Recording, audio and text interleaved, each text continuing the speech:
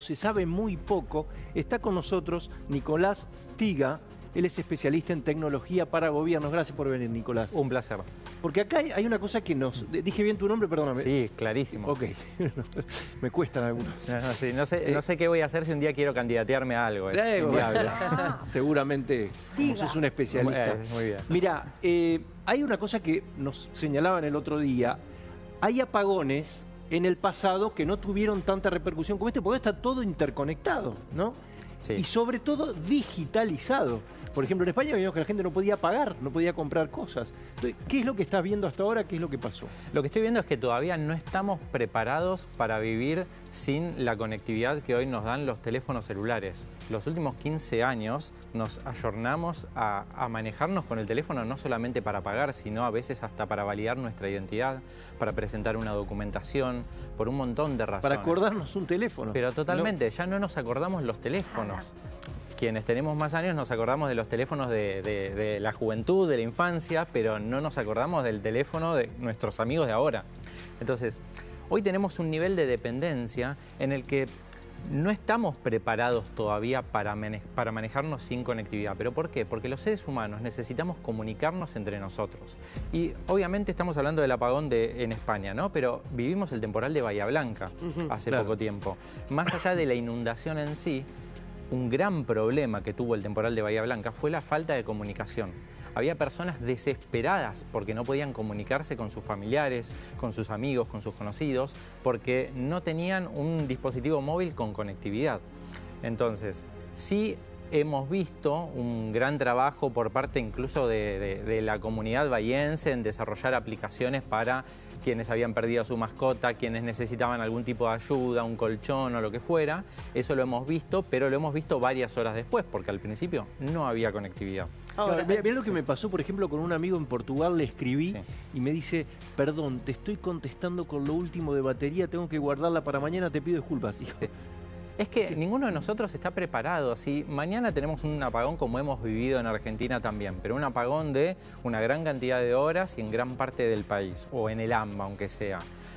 Tal vez no tenemos batería en el teléfono, lo único que nos queda es ir al auto a cargar el teléfono, quienes tienen un auto. Esa es una alternativa, la he hecho varias veces. Claro, es que no te queda otra. No estamos preparados todavía. A ver, no estamos preparados a nivel personal, no tenemos un cargador portátil, todo el mundo no tiene un cargador portátil, incluso hay algunos que funcionan con energía solar, pero no lo tenemos. Pero no funcionan bien esos, ¿no? ¿O sí? Mira, hay de diferentes calidades. Claro, hay diferentes calidades. Hay algunos que son muy buenos, pero carísimos, que tienen una buena autonomía, y otros que realmente no. Pero ¿cuántos lo tenemos? No, la realidad es que no hay tengo un montón, conciencia. pero no lo sé cómo usar. Claro, ¿Cómo se carga? Pero ¿sabes por qué? Porque hoy para mí el tema de cargar el teléfono en el auto es fundamental. Los que andamos mucho en auto no lo necesitamos porque estamos todo el tiempo cargándolo en el auto, pero si no estás en el auto lo necesitas porque ya la batería...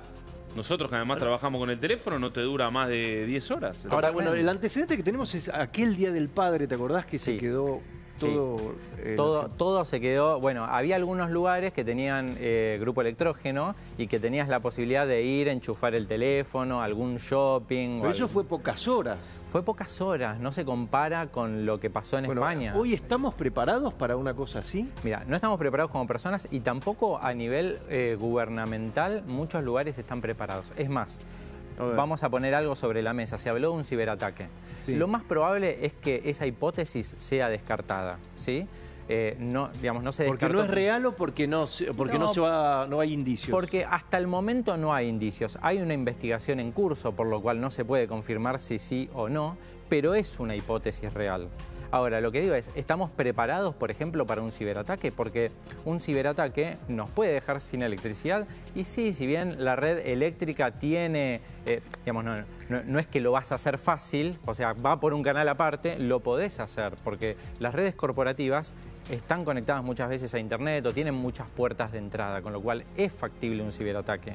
Ahora, pero vos sos especialista para gobiernos, ¿no? Y en lo que se habló mucho es, bueno, ¿qué alternativas un gobierno tiene para poder morigerar esto? Hablaban mucho de lo que era internet satelital. Digo, ¿qué opciones ves vos para la infraestructura de un gobierno que tiene que abastecer un país? No solamente eso, sino que también desde la misma legislación. Por ejemplo, los consejos deliberantes pueden plantear que cuando se instala una antena 4G, por ejemplo, en el distrito, que esa esa antena tenga que tener alimentación aparte por una determinada cantidad de horas para cuando hay un apagón, por ejemplo. Ahora, las antenas lo suelen tener, pero lo que se podría legislar es la cantidad de horas, ¿no? Como para que no sea una batería que te dure 2 horas, sino que puedas estar durante el resto del día, por lo menos avisando estoy bien, nada más, porque es lo mínimo que se necesita. Entonces, desde la legislación se puede hacer eso. Pero también hay diferentes acciones que se pueden hacer para prevenir, obviamente, pero también para abordar cuando ya sucedió, porque digo, listo, hay un apagón, ok, ¿qué hacemos? ¿Cómo nos comunicamos con la gente? Por ejemplo, hay municipios que hicieron un trabajo de datos importantísimo, en el cual, si un día vos tenés una necesidad, como lo que pasó en Bahía Blanca, por ejemplo, vos tenés los datos de qué necesita la gente, cuál es la situación en cada región, porque se hizo un trabajo de datos. O sea, hay un montón de aspectos en los que el gobierno puede trabajar. Ahora, ¿puede pasar? Sí. Probablemente van a existir más cantidad de apagones, probablemente va a haber ciberataques que no van a afectar solamente la infraestructura eléctrica, sino otras infraestructuras. Digo, hoy tenemos el seguro del auto acá.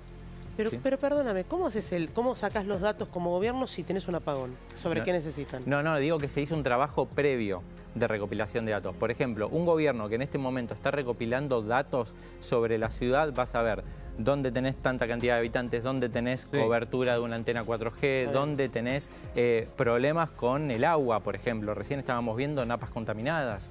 Eso vos lo podés saber y podés prever que la asistencia de agua, por ejemplo, la podés llevar ahí primero. A ver, Nicolás, un segundo porque tenemos información urgente sobre este tema. Dale.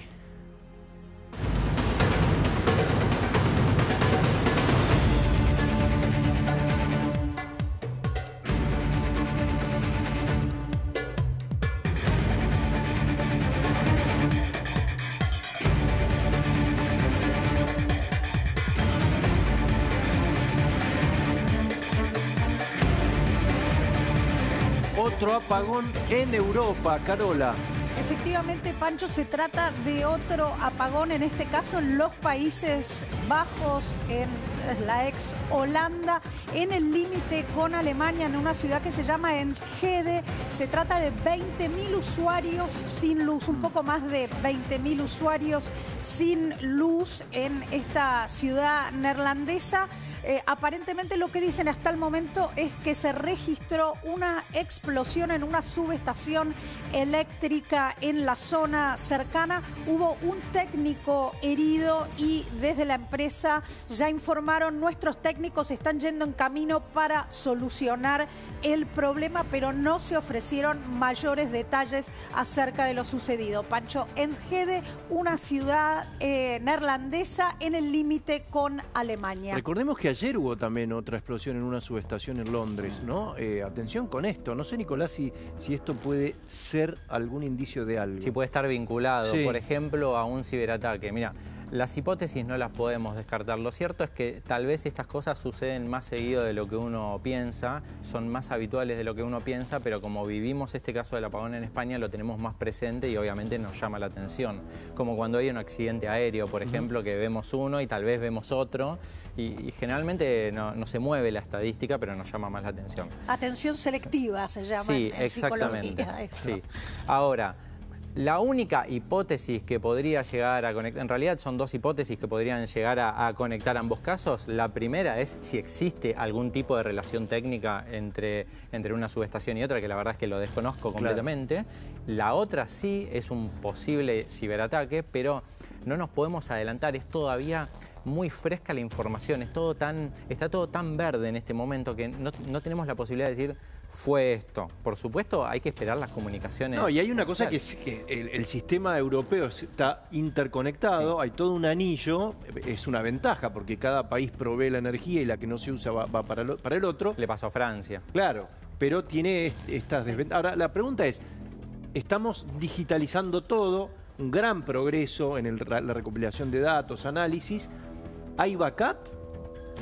Bueno, los gobiernos nacionales suelen trabajar bien los temas de backup y los temas de ciberseguridad. Si bien todavía hay mucho para hacer, pero cuando empezamos a bajar un poco a los gobiernos provinciales, estatales, según el país, o a los municipios, a los ayuntamientos, todavía hay una deficiencia muy grande en materia de ciberseguridad. ¿Qué pasa?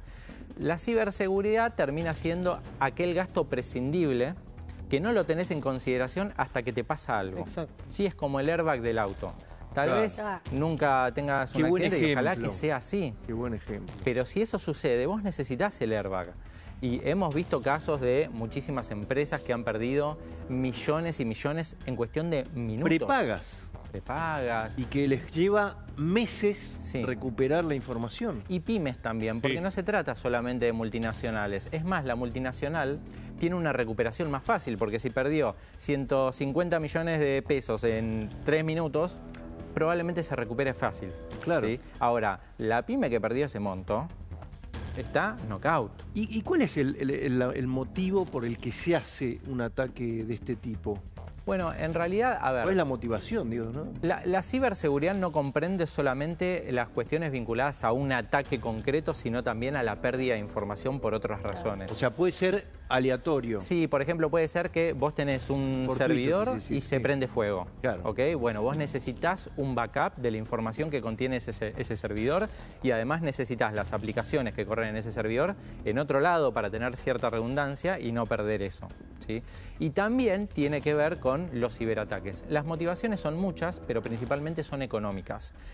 Algo que está en auge en los últimos años es el robo de información, el secuestro de información. Es un chantaje, es un chantaje porque le ha pasado a gente que conozco que tiene pyme, empresa de 30 personas, y se te meten en el sistema, entonces no sé cómo es si te mandan un mensaje o les tenés que pagar en bitcoins tanta cantidad de dinero para que ellos te liberen el sistema y que vos puedas seguir con tu vida rutinaria en la oficina, en la fábrica. Claro, ese es el ransomware, exactamente, que la motivación principalmente es económica, pero puede ser política también. Un ciberataque puede tener vinculaciones políticas. De hecho, lo hemos visto cuando surge la guerra entre Rusia y Ucrania, la cantidad de ciberataques en la región aumentó exponencialmente por cuestiones principalmente políticas que obviamente tienen impacto en lo económico también.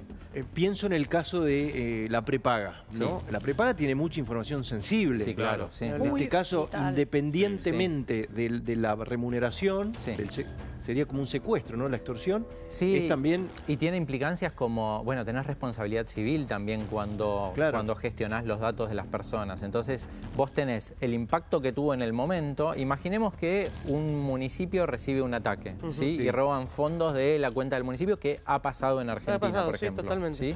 Un caso muy conocido hace unos años atrás. Bueno, más allá de la pérdida económica, hay que hacer un análisis de la responsabilidad legal que existe de esos fondos que se perdieron. Y por supuesto una investigación de cómo surgió ese tema. ¿Y cómo puede surgir? Puede surgir desde un archivo que recibís en un correo electrónico, un archivo que descargás de un sitio web, un pendrive que conectás en una computadora. Puede surgir por un montón de razones. Ahora, ¿existen métodos para prevenirlo?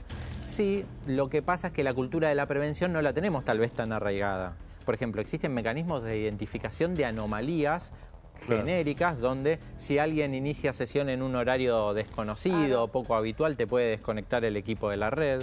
Una advertencia, este no es un sitio seguro. También. Bueno, existen obviamente mecanismos anti-malware de todo tipo, pero hoy no se está pensando en eso, no se tiene en consideración, y la realidad es que los costos de la prevención bajaron mucho y los costos cuando recibís un ciberataque aumentaron exponencialmente. ¿Cuánto tiempo podés tardar como empresa o incluso como un ministerio en recuperar eso, en promedio? Mira, si el ciberataque es a lo que se define como un endpoint, o sea, un dispositivo que puede ser un celular o una computadora y tiene un mecanismo de prevención, la desconexión es inmediata. Entonces, si de pronto la computadora de ella es atacada, ataca esa computadora, se desconecta automáticamente de la red y en casos extremos se puede forzar el apagado.